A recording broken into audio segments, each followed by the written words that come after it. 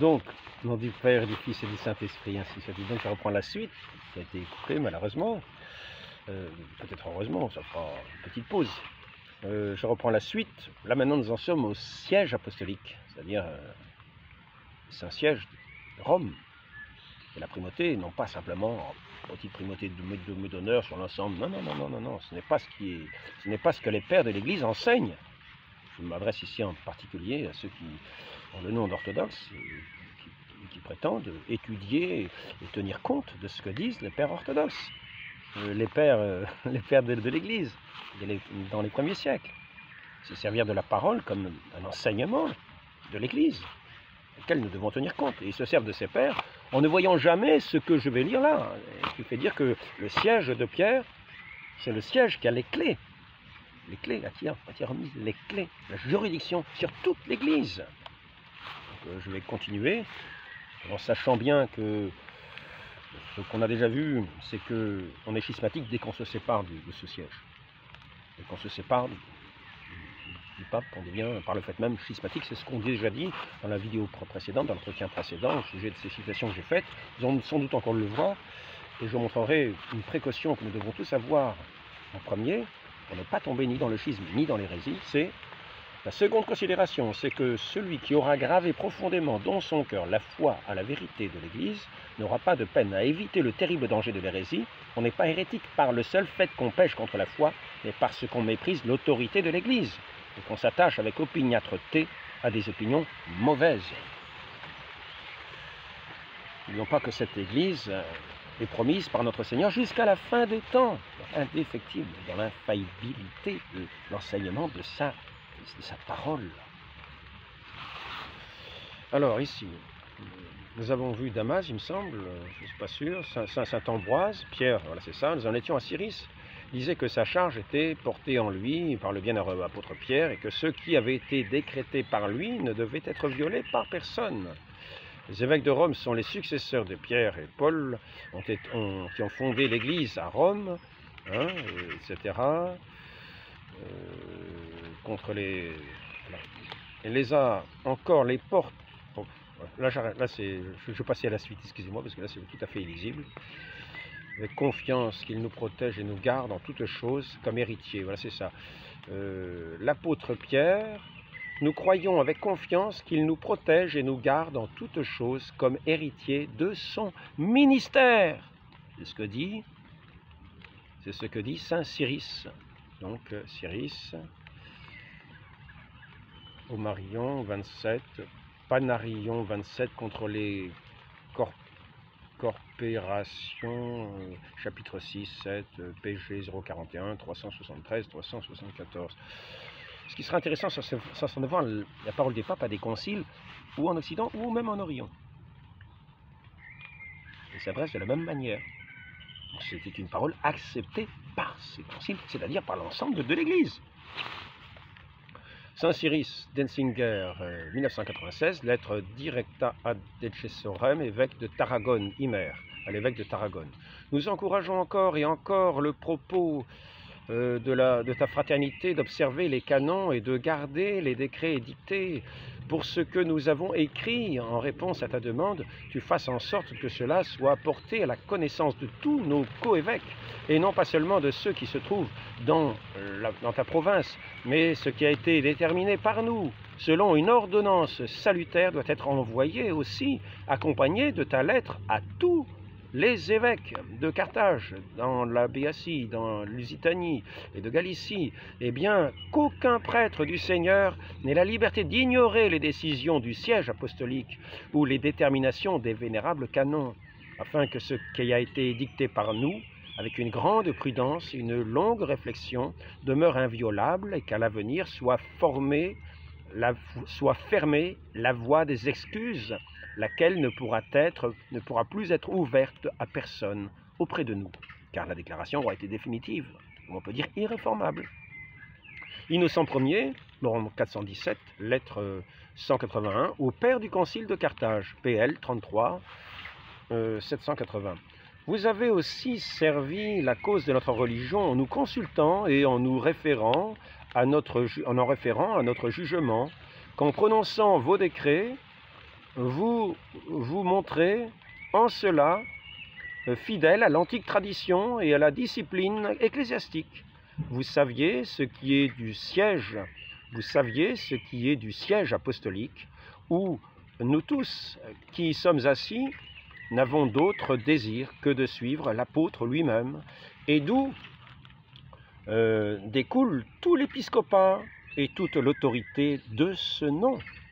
Nous louons surtout la docilité sacerdotale que vous témoignez aujourd'hui, persuadés qu'il ne faut pas dédaigner dès lors des lois de nos pères, puisqu'ils les ont établies en vertu d'une autorité non pas humaine, mais divine.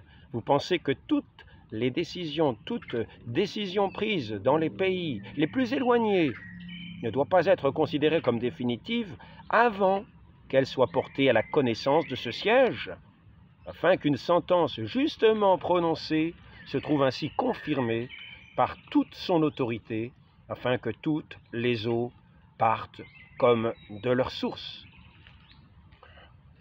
Bon, Innocent Ier maintenant.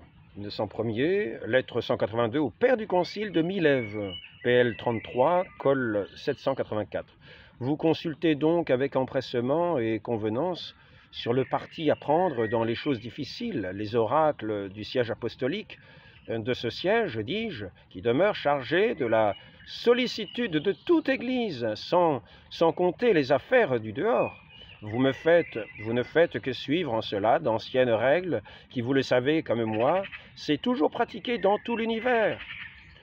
Que prouve en effet votre démarche, si ce n'est que vous savez bien que de la source apostolique coulent sans cesse à travers tous les pays des réponses aux questions adressées.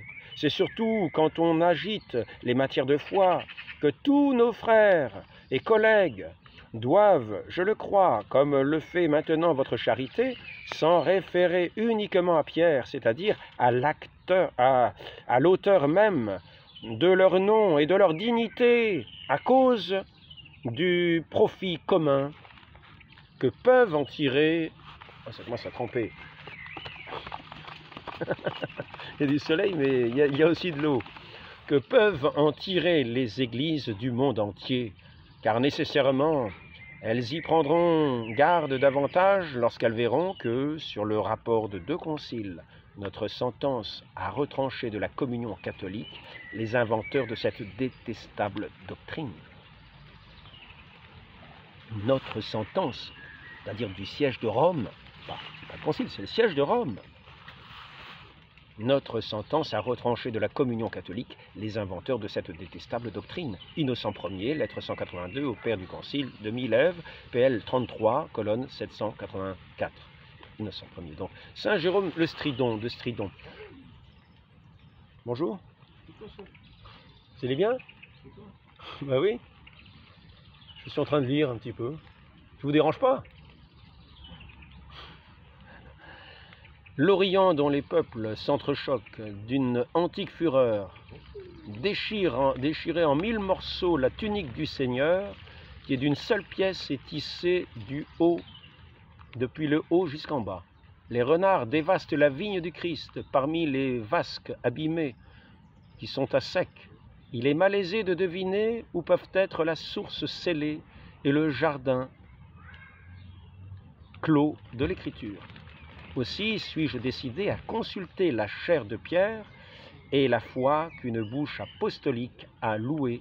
Je sollicite à présent une nourriture pour mon âme, de l'endroit où jadis j'ai reçu le vêtement du Christ, non ni l'immense étendue de l'espace liquide, ni la distance terrestre qui nous sépare, n'ont pu me détourner de rechercher la perle précieuse.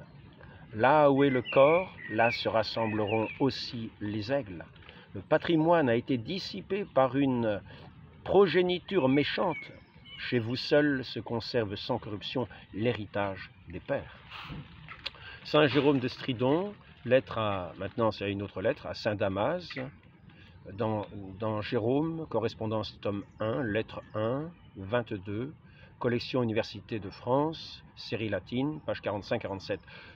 J'implore du pasteur un appui, que s'éteigne cet éclat envié, que s'efface ce haut prestige romain si flatteur.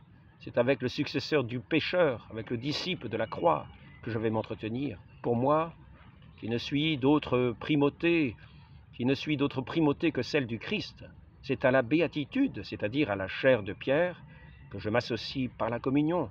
Sur ce rocher-là, l'Église est construite, je le sais. Qui, hors de cette demeure, aura mangé l'agneau est un profane, qui ne se trouvera pas dans cette arche, etc. Saint Jérôme, alors maintenant nous passons à un autre passage, Saint Jérôme de Stridon, mort en 420, Les Hommes illustres, chapitre 1, PL 23, collection 638. Simon-Pierre était fils de Jean, né en Galilée, dans le bourg de Bethsaïde. Il eut pour frère l'apôtre André. Devenu prince du corps apostolique, il transporta le siège de son épiscopat à Antioche, qu'il abandonna, prêcha quelque temps à ceux qui croyaient à la circoncision et qui se trouvaient répandus dans le Pont, la Galatie, la Cappadoce, l'Asie et la Bithynie. Après quoi, la seconde année de l'empereur Claude, voulant confondre Simon le magicien, il partit pour Rome pendant 25 ans, et il y tint son siège sacerdotal jusqu'à la dernière année du règne de Néron, la 14e. C'est là qu'il fut attaché à la croix sur l'ordre de cet empereur couronné. Jérôme Tridon, suite. Voilà. Le pape Étienne était le 22e successeur de Pierre dans le siège de Rome. Alors maintenant, Pierre, fondement de toute l'Église, Boniface Ier, mort en 422, lettre Mané Beatum à Rufus et aux autres évêques de Macédoine. Macédoine, c'est intéressant parce que nous sommes déjà en Orient. Pratiquement, presque. On n'a pas encore franchi le Bosphore. Enfin bon. Demeure, mais enfin c'est les Grecs quand même. Les Grecs. Le propre des Grecs, c'est souvent l'orthodoxie. Demeure au bienheureux apôtre Pierre, de par la parole du Seigneur, la sollicitude reçue de lui pour l'ensemble de l'Église, laquelle, comme il le sait, a été fondée sur lui, selon le témoignage de l'Évangile. Et jamais position d'honneur ne peut être exempte de soucis, puisqu'il est sûr que toutes choses dépendent de sa réflexion. Il n'arrive pas aux prêtres du Seigneur que l'un d'entre eux tombe dans la faute de tenter quelque chose par une usurpation nouvelle, et qu'il devienne l'ennemi des décisions des anciens, alors qu'il sait qu'il a pour rival particulier celui auprès de qui le Seigneur, notre Christ, a placé le souverain sacerdoce, et quiconque se dresse pour l'outrager ne pourra être un habitant du royaume des cieux. À toi, dit-il, je donnerai les clés du royaume des cieux. Saint Matthieu chapitre 16, verset 19, dans lequel nul n'entrera sans la faveur du portier, c'est-à-dire du successeur de Saint Pierre, sur ce siège apostolique. Lettre Manet Beatum à Rufus et aux autres évêques de Macédoine, prééminence du siège romain, Denzinger, 1996. Puisque le lieu l'exige, recensez, s'il vous plaît, les déterminations des canons et vous trouverez quel est, après l'Église romaine, le deuxième et quel est le troisième. Jamais personne n'a levé la main avec audace contre l'éminence apostolique dont il n'est pas permis de réviser le jugement. Personne ne s'est dressé s'il ne voulait pas être jugé. Les dites grandes églises observent les dignités par les canons. Celles d'Alexandrie et d'Antioche, premier concile de Nicée, canon 6, car elles ont connaissance du droit de l'Église. Elles observent, dis-je, les décisions des anciens, en accordant leur bonne grâce en toutes choses, comme ils reçoivent cette grâce en retour. Celle au singulier, c'est-à-dire de Rome, dont ils savent qu'ils nous la doivent dans le Seigneur qui est notre paix. Mais puisque la chose le demande, on montrera par des documents que les églises des orientaux, surtout dans les grandes affaires qui rendaient nécessaire un débat de plus grande ampleur, ont toujours consulté le siège romain et lui ont demandé aide chaque fois que cela était nécessaire. Surtout d'affaires, alors il marque ensuite quelques différents documents, les affaires d'Athanase, Pierre d'Alexandrie, exemple l'église d'Antioche, de Nectaire de Constantinople, des orientaux séparés au temps d'Innocent Ier. Voilà. Encore un petit peu quelques lectures. Ici, par exemple, celle-ci, Institutio, lettre Institutio d'Ensinger aux évêques de Thessalie, 11 mars 422. L'institution, chapitre 1, l'institution de l'Église universelle naissante prit son départ dans le titre d'honneur du bienheureux Pierre, titre d'honneur, qui est un titre d'honneur, parce que c'est le titre qui tient les clés, la juridiction, c'est un honneur, mais ce n'est pas simplement un titre décoratif. Dans le titre d'honneur du bienheureux Pierre, en qui consiste son gouvernement et son couronnement. C'est de sa source, en effet, qu'a coulé la discipline dans toutes les églises, lorsque la vénération de la religion croissait déjà. Les préceptes du concile de Nicée n'attestent rien d'autre. Il n'a pas osé, en effet, établir quelque chose au-dessus de lui, car il voyait que rien ne pouvait être placé au-dessus de son rang, et enfin il savait que tout lui est accordé par la parole du Seigneur. Cette Église romaine est donc avec certitude pour toutes les églises répandues dans le monde entier comme la tête de ses membres. Si quelqu'un se sépare d'elle, qu'il soit éloigné de la religion chrétienne, puisqu'il a cessé de se trouver dans ce même assemblage. Institutio aux évêques de Thessalie, 11 mars 422, d'Ensinger, 1996. Maintenant, Boniface, on va revenir à Boniface. Boniface, lettre à Rufus, d'Ensinger, 1996, de Thessalie, 11 mars 422, lettre rétro Maeribus. Nous avons envoyé au synode de Corinthe des directives écrites pour tous les frères, pour que tous les frères comprennent qu'on ne doit pas débattre à nouveau de ce que nous avons jugé. Jamais, en effet, il n'a été permis de traiter à nouveau de ce qui a été décidé une fois par le siège apostolique. Comprenons bien ce qui est dit. Comprenons bien ce qui est dit. Donc je m'adresse là à tous ceux qui se revendiquent de la tradition des pères de l'Église. Nous sommes là dans les premiers siècles. Voici ce que disent les pères de l'Église. Boniface Ier, lettre à l'évêque Rufus de Thessalie. Donc saint Augustin, Eulésius, l'église de Carthage ne pouvait pas craindre la multitude de ses ennemis, car elle était en communion avec l'église de Rome, où la chaire apostolique a toujours gardé sa forte primauté.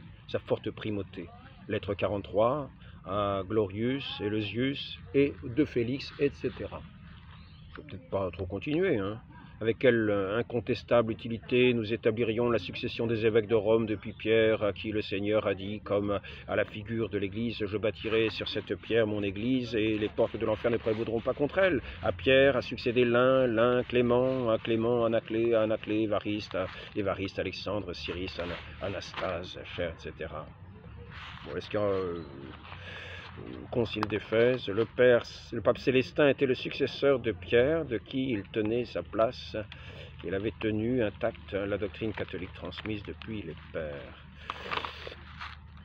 Saint Pierre Chrysologue, il l'exhorte à se référer au Saint-Pape de la cité de Rome, parce que Pierre, qui vit et préside dans son propre siège, profère la vérité de foi à ceux qui la cherchent.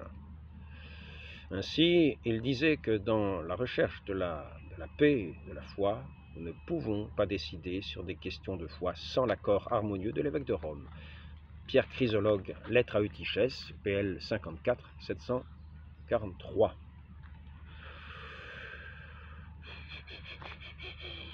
Saint Léon le Grand, 461, lettre à Anastasius, après ça je vais arrêter. Je finirai par une conclusion quand même ici. Je vais peut-être commencer par la conclusion parce qu'il se peut que l'entretien soit coupé. L'indéfectibilité. Assurément, il demeure dans l'Église non seulement l'indéfectibilité dans le fait de croire, appelée infaillibilité passive, mais également l'infaillibilité dans la proclamation de la vérité révélée lorsqu'elle a été proposée comme de foi catholique, de telle sorte que même lorsque l'Église privée temporairement de sa tête visible, il est impossible que tout le corps de l'Église enseigné, ou tout l'épiscopat dans son enseignement, s'écarte de la foi définie et sombre dans l'hérésie, car la permanence de l'esprit de vérité dans l'Église subsiste fait partie de la promesse même de l'institution de l'indéfectibilité de l'Église pour toujours jusqu'à la consommation du monde. Ainsi, ils ne peuvent pas enseigner, donc tous les évêques, l'hérésie ensemble et d'un même mouvement. Voilà. Et ici maintenant, bulle octorem fidei, nous sommes conscients de notre faiblesse, plus l'institution divine de ce ministère apostolique nous a élevés à une espérance ferme si établie dans la personne du bienheureux Pierre que, puisqu'il ne doit jamais abandonner le gouvernement de l'Église qui lui avait été confié par le Christ, là c'est Piscis, bulle octorem fidei, Piscis, confié par le Christ, il ne devait jamais manquer de porter les fardeaux de l'engagement apostolique transférés à ceux que Dieu lui avait confiés comme successeurs pour être soutenus et protégés tout au long de la série perpétuelle. Et là, Pierre Chrysologue, que la voix de Pierre ne se taise jamais dans cette chair qui est la sienne, où il vit et préside pour toujours, offrant la vérité de la foi à ceux qui la cherchent. Saint Pierre Chrysologue, lettre à Eutychès. C'est quand même très beau, très beau, très beau de savoir ça. Je pourrais en citer d'autres. Le prélat du siège apostolique, on va peut-être arrêter là. On pourrait continuer. Sosime, bien que la tradition apostolique a reconnu au siège apostolique une telle autorité que personne n'a osé mettre en cause son jugement et qu'elle a toujours observé cela par des canons et des règles et que par ses lois la discipline ecclésiastique en vigueur jusqu'ici manifeste au nom de Pierre dont elle descend elle-même la révérence qui convient, bien que Pierre soit l'origine. Alors là c'est Sosime, toujours, bien que donc Pierre soit l'origine d'une telle autorité et que les décrets suivants de tous les anciens confirment que l'Église romaine est affermie par toutes les lois et coutumes aussi bien humaines que divines, et vous ne l'ignorez pas, et vous l'avez appris, frères très chers, et comme prêtre, vous devez savoir que nous dirigeons la région et que nous obtenons aussi le pouvoir de son nom. Et alors que nous aurions une telle autorité que personne ne pourrait débattre encore une fois de notre décision, mais n'avons rien fait cependant, que nous n'aurions pas de notre propre mouvement porté à votre connaissance par notre lettre, concédant cela à la fraternité et consultant ensemble, non parce que nous n'aurions pas su ce qui doit être fait, ou que nous aurions fait quelque chose qui déplairait, parce que cela irait contre l'utilité d'Église. Mais nous voulions avoir traité ensemble, avec vous, à ce sujet Célestin. C'est Célestin qui est accusé. Donc, c'est une question de Célestin pour savoir ce qu'il faut faire avec Célestin. Lettre Quam vis patrum, concile de Carthage, 21 mars 418. Pélage. Alors qu'est-ce qu'il dit, Pélage? Il nous apporte le témoignage de saint Augustin qui fait la déclaration que le Sauveur a faite qu'il fondait son Église sur le siège apostolique, à regarder comme schismatique tous ceux qui se détachent de l'autorité ou de la communion du pontife, qu'il est remplissé et donné pour preuve visible que de la seule Église, la fondation sur le siège de Saint-Pierre, de ses successeurs, d'où il conclut qu'ils doivent se croire séparés de la communion de cette vraie Église catholique et universelle, dès lors que dans la célébration des saints mystères, ils retranchent contre la coutume le nom du pontife romain, qui en qualité de successeur de Saint-Pierre, fait la fermeté même de cette Église. Pélage, lettre aux évêques de Toscane, PL 69 398. Et maintenant, terminons par cette lettre de Pie IX, par cet enseignement de Pie IX, au sujet du Concile Vatican I, qui peut se rapporter au Concile Vatican II, toute la suite de l'Église. Puisqu'il cherche à prendre au piège le pontife romain et les évêques successeurs de Saint-Pierre et des apôtres, et à ruiner la réalité du pouvoir de juridiction en les transférant au peuple, comme ils disent, ou à la communauté, puisqu'ils rejettent et attaquent obstinément le magistère infaillible du pontife romain d'une part, et de toute l'Église enseignante d'autre part, puisqu'ils affirment avec une audace incroyable, et en cela, ils pêchent contre le Saint-Esprit promis par le Christ à son Église, pour qu'il demeure toujours en elle, que le pontife romain, que tous les évêques, les peuples unis à lui, dans une même communion, sont tombés dans l'hérésie, quand ils sont ratifiés et reconnus publiquement les définitions du concile écuménique du Vatican, Et alors ici, on continue ici, après ça je vais moi arrêter. Concile œcuménique du Vatican, et les professants, c'est-à-dire les décrets qui ont été édictés, c'est pourquoi il nie aussi l'indéfectibilité de l'Église, disant avec blasphème qu'elle a péri dans l'univers entier et que par conséquent son chef visible et les évêques ont fait défection, pape Pie IX, etc. Etsi multa luctuosa, 21 novembre 1873. Donc, ne faisons pas défection. Ne faisons pas défection.